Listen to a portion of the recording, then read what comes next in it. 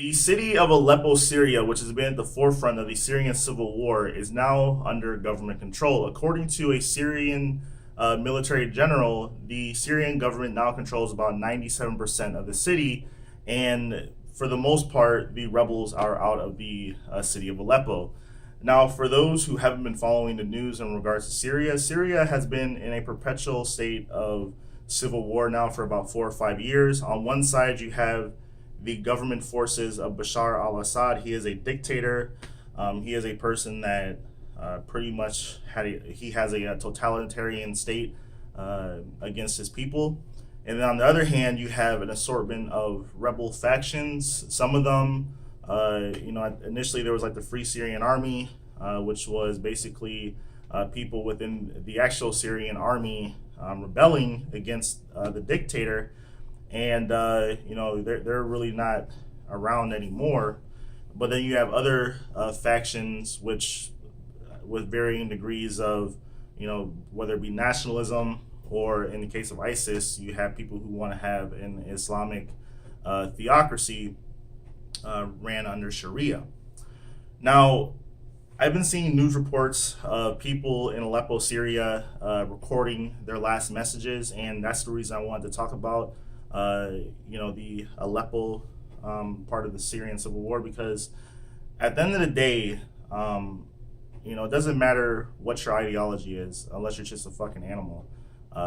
When you see a kid on TV and their guts are, hanging outside their body and they're dying, it's like there's no reason for that to happen ever, and it's like, I personally believe that both sides in this conflict, whoever wins is pretty much going to be a lose-lose. On one hand, you have the Syrian government forces backed by the Russians who are committing atrocities. Like, there was a report coming out saying that the Syrian troops basically massacred like 87 civilians. They just gunned them down.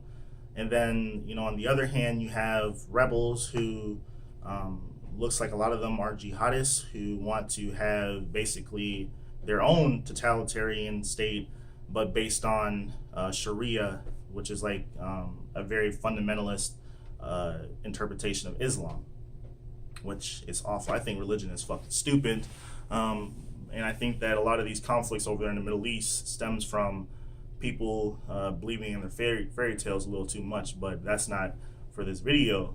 And there's been but the videos of people posting online about this might be my final video because I live in the people posting them say they live in the Syrian rebel-held territories, and when the government pushes into those territories, they indiscriminately bomb those areas. And there's been over 1,200 people who have been killed since this offensive started on November 15th. And I mean, these people, it's like, to them, they know this is their last moments on this planet, and for them to be recording it, it's like it really stirs up some emotion. So my hopes, and this is the final part of the video, my hopes for this conflict is that my ideal situation would be that everyone drops their guns, and they can have a secular government where everyone votes on secular leaders. Everyone has